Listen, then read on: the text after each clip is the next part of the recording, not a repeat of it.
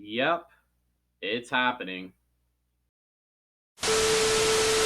Oh man, so I've already done a similar type video to this one, and well, I was way off. Fuck you, you soggy fucking omelet. I'm about to make this whole video and watch this movie make $1 billion. Okay. Let's recap. So, Aquaman, 2018. The sixth installment in an already collapsing wannabe cinematic universe, following a character in his first solo movie after already making his first big screen appearance in the Justice League, or what has been better coined as the Justice League in the casual majority. A half assed, unfocused, and borderline cancerous corpse trying to pass as a movie, starring an actor that many would assume at the time was an up and coming rising star in Hollywood, which couldn't be further from the truth. The looks are there, there's no question about that, I am no hater, but the resume and the pedigree simply weren't up to par at all. And no, Khal Drogo was barely, and I could argue wasn't a character at all for all of you bozos out there that want to recognize that role as some kind of feat. But yet, Warner Brothers took the chance. And a chance that I would say was successful at the time. When taking a time machine all the way back to 2018, I have absolutely no idea what we were on as a society. But that Jason Momoa pack was loud. In what was, and still is, one of the most successful years the box office has ever seen. A trail mix of box office hits like Black Panther, Jurassic World 2, The Incredibles 2, Bohemian Rhapsody, Venom, and Deadpool 2, with the M&Ms of the bag being Avengers Infinity War, one of the greatest and most successful movies of all time. And it will always baffle me that somehow, some way, Aquaman also hit the big B. That is actually insane, seeing the climate that we're in now and the topic of this video specifically. But even say all of that is understandable. Studios take risk on underdeveloped actors all the time. I mean, the looks were already there, and Marvel's gotten away with introducing characters without solo films. Hey, what's the worst that can happen? Right?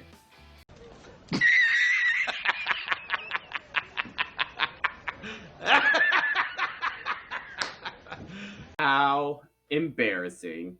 Well, yes, I'm not a turtle. I understand the article has since been debunked as fraudulent news. I mean, there's been a trailer now for its release. So at least there's some faith behind the movie.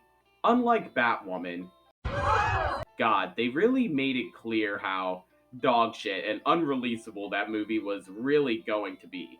And this is coming from the same studio that released The Flash, starring that cross-eyed blowfish to the public. And again, while yes, the article has since been debunked, and there has been a trailer, a shitty one, that's not really the point that we're making here. As we can all see, Aquaman 2 being canned wasn't really too far-fetched, and wasn't that hard of a concept for the general public to just immediately run with. Which I'm sure most of you realize isn't really that good when you plan on releasing that same exact movie to that same general public in a matter of 3 months. At least now, with one trailer and a couple of posters that look like stock images, and I imagine Warner Brothers don't really see a future where everything just works out. But in that same breath, it has been done before. And while I would have never thought in my wildest dreams, out of all of the terrible to mid movies that I've seen over my sentient lifetime, that Hollywood will have gotten to a point that banning movies to the Shadow Realm after post production would even be a conceivable thought. It's insane to me, but again, unfortunately, here we are. So should have Aquaman 2 The Lost Kingdom been banned to the Shadow Realm with the likes of Batwoman? In what should have been other movies if certain studios had any fucking common sense. I don't know, just don't be a dick. But let's dive in. Even after the one trailer, the confirmation of Amber Heard, The uncertainty of the character of Aquaman going forward, fucking drying his superhero suit as a fish. Will Aquaman 2 The Lost Kingdom be able to survive after being thrown into the wild, thrown to a public that has no issue happily scrutinizing shit pieces of work? I know what I would do, but in order to get to the bottom of those questions and provide an actual answer, first, we must talk the pros. Okay, so there's always two sides to every coin. So, Harvey Dent style, we're gonna rapid fire the pros of release and the pros of non release, and vice versa for the cons. Does that make sense? Do you get it? Awesome. The pros of releasing. Okay, let's keep it short and to the point. Not a lot of pros holding on to this one, with new ownership already laying the groundworks for a brand new grand opening. For anyone that's worked in retail, you know that means it's the clearance rack for all of the stragglers. Unfortunately, movie theaters don't respect clearance prices, and while I don't know if I can say that lowering the price of admission would help for a film that no one really cares about, but I can't really see how that wouldn't hurt.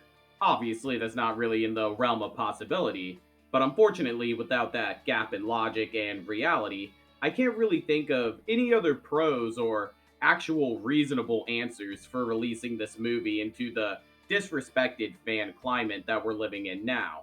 So, if that's the case, let's look at the pros of non release. For the most part, you could mostly take exactly what I just said and flip it on its head. Yes, another coin reference. Don't hate me, please. But with the addition of non release, it shows, at least to me, the commitment to the James Gunn vision and further pushes the narrative that Warner Brothers is serious and ready to get their shit together after the debacles that were Birds of Prey, Shazam, Shazam 2, Black Adam, and The Flash. I'm not including Blue Beetle. That movie was good, and I'm gonna die on that hill. And with that, it entails that you don't leave a bad taste in people's mouths for the future to come. People are and have been moving on after The Flash, and there's no reason to consciously put yourself in that crossfire again, unless you're a maniac. Of course, as well, with the added benefit of being a tax write off, this is obviously the best course of action. But where there are pros, there must also be cons. At least one of them, right? The cons of releasing. Okay, so let's go ahead and knock out the elephant in the room. Amber Heard. The public trial became way more of a big deal than one might have thought when the case was first beginning. But the fact that Amber had to move countries, no, not cities, not states, my girl felt the need to flee the country just off the off chance of some peace of mind. Man, that is wild, and it speaks volumes to how invested fans are to their specific Hollywood role models and fan favorites. And no matter what side of the fence that you stand on when it comes to that case personally, there's no denying that the continued inclusion of Amber Heard's character would not bode well in regards to the box office and butts and seats.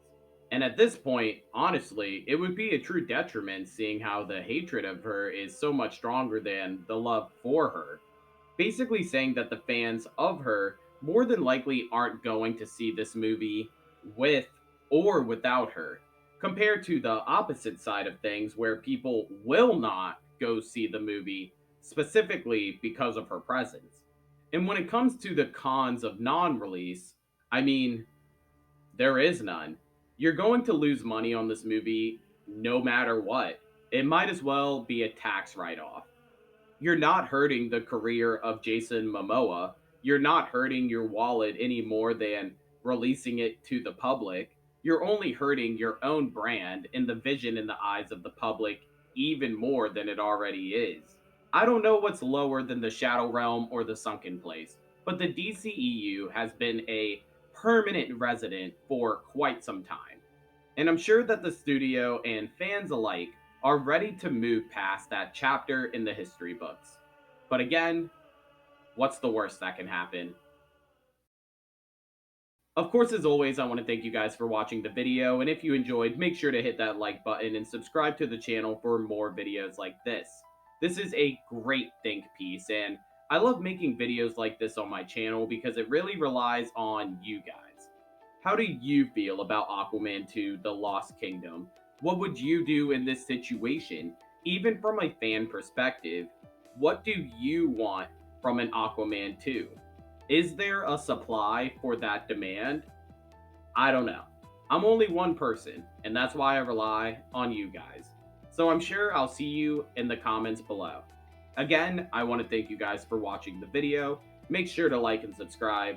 But otherwise, that's all the words I got for you today. Bye.